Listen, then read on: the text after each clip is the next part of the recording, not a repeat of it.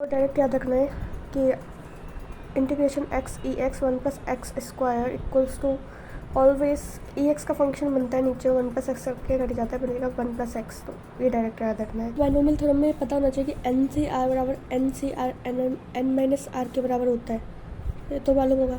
दूसरी चीज़ ये है कि अगर ऊपर वाली चीज़ें सेम है और नीचे वाली एक्सीडिंग टर्म है, एक आर है दूसरी आर प्लस वन है, तो एक तो एन का एन प्लस वन हो जाएगा और नीचे जो बिगेस्ट टर्म है वो आती है R plus one. Whatever it is the biggest term is come N plus one से R plus one. That is very important formula. Again दातरिक एन सी आर और N C R minus one, ऊपर बड़ा है नीचे छोटा है, ठीक है। तो मेरे को याद रखना है कि n minus r plus one upon r, that is very very important formula, n minus r plus one upon r. अब इसी को दूसरे वे में भी देख सकते हो, अगर आर को उधर मल्टीप्लाई कर दे तो कंफ्यूज नहीं हो जाना। दिमाग में ये चीज़ रखनी है कि हाँ, अगर ऊपर एन सी आर है नीचे n C R minus one है, प्रोडक्ट में आ रहा है तो इधर आ रही है और क्या इक्वल टू क्या आएगा n minus r plus one, ठीक है। एक ये इसका एक्सपेंशन बहुत पूछता है बाइनोमियल में, एक्स स्क्वायर माइनस ए स्क्वायर बराबर ए स्क्वायर माइनस बी स्क्वायर होता है, ये वही है। मतलब इसमें सम और टर्म का सम भी दे रखा है, इवन टर्म का सम भी दे रखा है, तो और term square minus even term square आ जाएगी। इसी तरह से अगर दो सेपरेट निकालते तो फोर ए भी आएगा, four even term into odd term, ठीक है। देखो जब भी क्वेश्चन में महत्तम गुणांक पूछ रहा है या फिर ग्रेटेस्ट टर्म पूछ रहा है, इसका मतलब वो मिडिल टर्म पे आना चाह रहा है उसको, क्योंकि मिडिल टर्म सबसे ज़्यादा ग्रेटेस्ट होती है। अब मिडिल टर्म में भी देखोगे अगर एन की वैल्यू इवन है तो इसका मतलब हमें जो नंबर ऑफ टर्म्स मिलेंगे वो ऑड मिलेंगे, तो ऑड मिलेंगी तो क्या हो जाएगा n by two plus one. और अगर एन इवन है, सपोज करो एन ऑड है, तो मतलब हमें इवन टर्म्स मिल रहे हैं कि N plus one by two और N plus three by two, इस टाइप से टर्म चलेंगे, ठीक है। एक ये बहुत ज़्यादा इंपॉर्टेंट फॉर्मूला है कि इधर एक्स का पावर अल्फ़ा है और दूसरे में एक्स रिवर्स में है, उसका पावर कुछ अलग है बीटा, ठीक है। दो कॉफिशिएंट दे रखे alpha and beta, plus minus दिया हुआ है और पावर लगा रखा है एन। तो ये चीज़ याद रख दी कि एक्स एम का कॉफिशिएंट निकालना है ना, अगर मेरे को कुछ हमें दे रखा है कि अब तुम एक्स की पावर एम का कॉफिशिएंट निकाल दो, कुछ भी हो सकता है एम, तो बेसिकली मैं कैसे निकालूंगी कि आपको आर फाइंड आउट करना पड़ेगा, ठीक है। और आर कैसे मिलेगा मुझको, n alpha whatever the power of that one should multiply with actual power of x, है ना, जो एक्चुअल पावर एक्स में दे रखा है, ठीक है। एन अल्फ़ा हो गया, माइनस एम करना है मेरे को, तो बेसिकली पावर इंटू एक्स की पावर एन अल्फ़ा फिर माइनस एम जो टर्म मेरे को निकालनी है, अपॉन में अल्फ़ा प्लस बीटा, एक्स की दोनों पावर्स प्लस हो जाएंगी, ये याद रखना है। आर बराबर n alpha minus m alpha plus beta, okay. अगर मेरे को एक्स से रहित पद निकालना है, मतलब जिसमें एक्स की पावर ज़ीरो हो, उस केस में मैं एम की वैल्यू क्या रखूँगी ज़ीरो, तो मेरा क्या हो जाएगा आर बराबर n alpha upon r alpha plus one. इस टर्म के लिए वैसे क्या करोगे, एक्स प्लस ए की पावर एन है, जो पहले आया है वो एक्स है, जो बाद में आया है वो ए है, ठीक है, एक्स ए, ओके। उसके बाद आर बराबर क्या हो जाएगा एन प्लस वन, एन क्या है power, power plus one multiply A what modulus of second term upon x modulus, x कुछ ना कुछ वैल्यू गिवन होगी, और ए मॉड्यूलस अपॉन में राइट वो है जिसके लिए एक्स कोई वैल्यू रखता है। मुझे आर की वैल्यू प्रॉपर इंटीजर मिल जाती है तब तो उसके दो टर्म महत्तम पद हो जाएगी, यानी कि टी आर और टी आर प्लस वन। लेकिन सपोज़ करो कि आर कोई इंटीजर नहीं मिलता, मुझे फ्रैक्शन में मिल रहा है, तो जो फ्रैक्शनल पार्ट को छोड़ दो और जो इंटीजर पार्ट है वही क्या होगा मेरा maximum term from beginning and term from last equal to n plus two terms होती हैं। यहाँ पे तीन टर्म्स दे रखी है तो मैं उसकी पावर एन लगा दिया। अब मुझे नंबर ऑफ़ टर्म्स निकालने हैं, तो नंबर ऑफ़ टर्म्स में कैसे निकाल सकती हूँ, n plus one n plus two by two, ये फिक्स है फॉर्मूला तीन टर्म्स के लिए। डायरेक्ट आ जाएगा, नंबर ऑफ़ टर्म निकालनी है तीन टर्म्स के लिए क्या होगा n plus one n plus two by two, okay.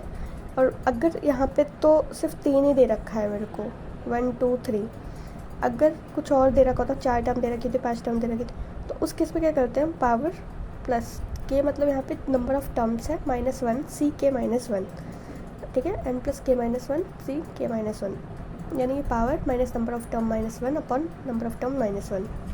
Simple term चल रही है ना, सी नॉट एन C1 C2 से NCN तक, तो टोटल सम क्या होता है 2 की पावर n, ठीक है। ओके, और अगर यहाँ पे हम क्या करते, अगर C1 से Cn पूछ रहा है तो वैसे भी NC0 1 होता है, तो 2n की पावर -1 हो जाएगा। अगर करस्पॉन्डिंग नेगेटिव चल रहा है टर्म्स तो 0 हो जाएगा। उसके बाद अगर इवन टर्म्स चल रहे तो 2 की पावर n-1 याद रखो सब में, ओके। रिप्रेजेंटेशन में ये देख लो क्या होता है, NC2R, तो ये वैसे भी इवन है तो 2 की पावर n-1 होगा। और है अगर सेपरेटली तो और टर्म्स में भी 2 की पावर n-1 होता है, और n इवन है तो 2 की पावर n-1, राइट। और अगर सिंपल है तो 2 की पावर n, ठीक है। और अगर ऑपोजिट है तो 0।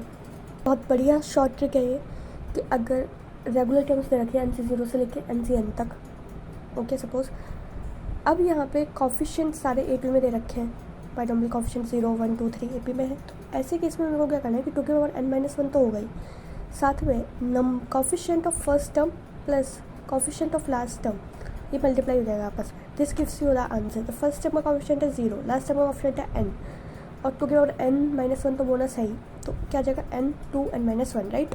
तो मेरे को अगर इसका कॉफिशिएंट निकालना है इस एक्सपेंशन में, तो सबसे पहले जो n है वो तो फैक्टोरियल लेना चाहेगा, और कुछ जिसका कॉफिशिएंट निकालना है ना वो सारे कॉफिशिएंट के पावर्स यहाँ पे फैक्टोरियल टर्म्स में लिख दो, ठीक है।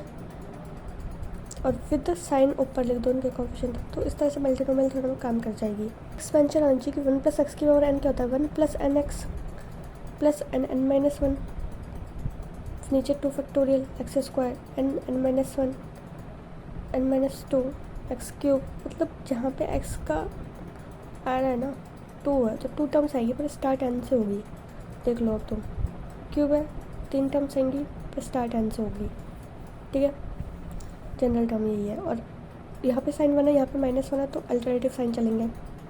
अगर दोनों साइड साइन से होता है उस केस में प्लस लगता है, तो दोनों माइनस हो दोनों प्लस हो। अगर एक प्लस एक माइनस है तो ऑपोजिट साइन चलेगा, 1 के केस में तो 1 x² x³, ठीक है। और 1 - x की पावर इनवर्स में 1 + x x² x³, 1 + x² और -2 में क्या लगेगा, 1 - 2x + 3x² - 4x³, माइनस वाले में प्लस हो जाएगा। क्यूब वाले में क्या होता है, 4th टर्म तक मैं बता सकती हूँ, 3 चलेगा, 1 3 6 12 15, 15 तक सेम है, 1 3 6 12 15। अब देखो मैंने कॉफिशिएंट देखे हैं 1 2 3 n है ना, ये सारे मेरे को AP में दिख रहे हैं, तो मैंने क्या कर दिया कि फर्स्ट टर्म वैसे भी NC0 तो 1 होता है, ठीक है। तो NC0 कॉफिशिएंट 0 है तो 0 + n मतलब n.2 की पावर n-1 हो गया, क्योंकि यहाँ पे जो बाइनोमियल कॉफिशिएंट है उनका डिफरेंस क्या दे रखा है 1, ठीक है। अगर यहाँ पे ये जो n- के बाद जो डिफरेंस आता है माइनस हो रहा है ना, वो इनका डिफरेंस है एक्चुअली में। तो अगर मान लो कि इनके बीच के कॉफिशिएंट का डिफरेंस 2 है तो यहाँ पे 2 की पावर n-2 लिखेंगे। अगर मान लो इनके डिफरेंस 3 है तो 2 की पावर n-3, इस तरीके से चलता है। इंटीग्रेशन में जब टर्म आती है तो ये दिख ही रहा है मेरे को कि ये इंटीग्रेशन है, ठीक है। तो मेरे को क्या करना है, 2 की पावर n+1 में से 1 घटा दो माइनस, और नीचे लिख दो n+1, तो ये टर्म आ जाएगी, ठीक है। n+1 तक है ना, n+1 तक है इसलिए n+1 तक आ रहा है, और ऊपर टर्म कहाँ तक आई, 2 की पावर n+1 -1 तक। ये अपोजिट सीक्वेंस में चलता है, तो याद रखना अगर माइनस में अपोजिट साइन चल रहा है तो 1/n+1 इस आंसर। पहले टर्म्स में आ रहा है 2 की power n+1 - 1/n+1, right. Opposite term आ रहा है 1/n+1, ठीक है। कॉफिशिएंट सारे इवन दे रखे हो तो उस केस में आंसर क्या बन जाता है, 2 की पावर n/n+1, ठीक है। और यहाँ पे भी क्या बन जाएगा, और टर्म्स में 2 की पावर n+1। ये अगर NC0 को लास्ट टर्म से मल्टीप्लाई कर रहे हैं, ठीक है, NCR तक, फिर C1 को इससे कर रहे हैं, इस तरीके से टर्म चल रही है। तो बेसिकली इस टर्म्स का आंसर कहते हैं 2n तक जाएगी टर्म, 2nC n-r तक। डायरेक्ट फॉर्मूला है जनरलाइजेशन, √2n n-r n+r। देखो ये 100C0 है, 100C4 है, ठीक है। अब यहाँ पे मतलब r की वैल्यू कितनी है, 4, अभी माइनस होता जा रहा है 100, मतलब इसमें +1 ऐड हो रहा है, इसमें +1 ऐड हो रहा है, इसमें +1 ऐड हो रहा है, इसमें +1 ऐड हो रहा है, और ये 96 से 100 तक जा रही है। तो सीधा सीधा ये करो, लास्ट टर्म उठा लो दोनों, जो लास्ट टर्म है उसको डबल कर दो, 200 में से निकलेगा, और जो इससे प्रीवियल टर्म के 96 प्लस हो जाएगी 200 C 96 इज आंसर। क्वेश्चन में देख लो 100 C 0 100 C 1, फिर उससे रिड्यूस होता गया, मतलब आगे 99 100, तो मुझे क्या करना है, लास्ट टर्म देखनी है, 100 डबल करो 200 C 99, यहाँ पे था C 0 C R, एक एक टर्म लास्ट टर्म देखनी है सिर्फ, n की जगह करना है 2n और C n माइनस R तक। तो ये स्क्वायर में चल रहा है C not square C 1 square C 2 square C n square, तो ये क्या जाएगा, लास्ट टर्म क्या है n का 2n, और उससे पहले वाली भी क्या है n, तो 2n C n is answer. Exponential का एक्सपेंशन होना चाहिए 1 प्लस n p n बराबर क्या होता है n फैक्टोरियल, ये चीज़ याद रख लेना, n p n बराबर क्या होता है n फैक्टोरियल। टू वाली में आगे वाली टर्म तक 6 तक तो ठीक है, 1 minus 3x minus 6, next fourth term 10 आती है, 10x क्यूब 10x क्यूब। इस टाइप की इक्वेशन दे रखी हो ना, तो आपस में कंपेयर कर लो कि nx बराबर कितना दे रखा है, 1 plus nx plus n minus 1x square something, nx के लिए 1/3 है, सेकेंड टर्म जो होगी n minus 1x square by 2 factorial, दोनों को कंपेयर कर लो, ठीक है, वैल्यू निकाल लो n की और x की, राइट, और x की वैल्यू आ जाएगी तो यहाँ पुट कर देना, इसमें सम ऑफ टर्म्स निकल जाएगा, √3 देना इसका आंसर। तो यहाँ पे ये कि दशमलव की आपको 3 संख्या तक निकालनी है, तो इसमें से मैं देखूँगी कि नियरेस्ट क्या है, 625 होता है, तो -1 कर दिया, 625 मैंने कॉमन ले लिया, ठीक है, इसको मैंने नीचे शिफ्ट किया, अब मैं इसको 4 से मल्टीप्लाई करता हूँ तो दिखता है कि 2500 हो जाएगा, 1 माइनस nx यूज़ करते हैं हम, इस तरीके से इसको सॉल्व करके हम निकाल सकते हैं 3 पॉइंट तक दशमलव। चलो कि इस प्रसार में कुल पदों की संख्या करें, अब यहाँ पे k की वैल्यू कितनी हो गई 4 और n की वैल्यू 15, फॉर्मूला ये लग जाएगा n plus k minus 1 C k minus 1। तो एक्सपेंशन इस फॉर्म में खुल जाती है कि x प्लस 1 अपॉन x, ठीक है, और x प्लस 1 की पावर n दे रखा है, तो इस केस में रिमाइंडर हमेशा 1 बचेगा, ये चीज़ याद रखना। लेकिन जब x प्लस 1 की जगह x माइनस 1 हो जाता है, पावर n अपॉन x जाता है, तो इवन कब होगा, जब अगर n इवन है तो रिमाइंडर 1 देगा, और अगर n और है रिमाइंडर -1 देगा, ये चीज़ याद रखनी है कि अगर नीचे डिनोमिनेटर में x है और ऊपर न्यूमरेटर में x प्लस 1 बन रहा है, पावर n बन रही है, उस केस में रिमाइंडर हमेशा क्या होगा 1। लेकिन अगर x माइनस 1 ऊपर बन रहा है, तो अगर इवन टर्म्स है तो रिमाइंडर 1 बनेगा, लेकिन अगर ऑड टर्म है रिमाइंडर -1 बनेगा।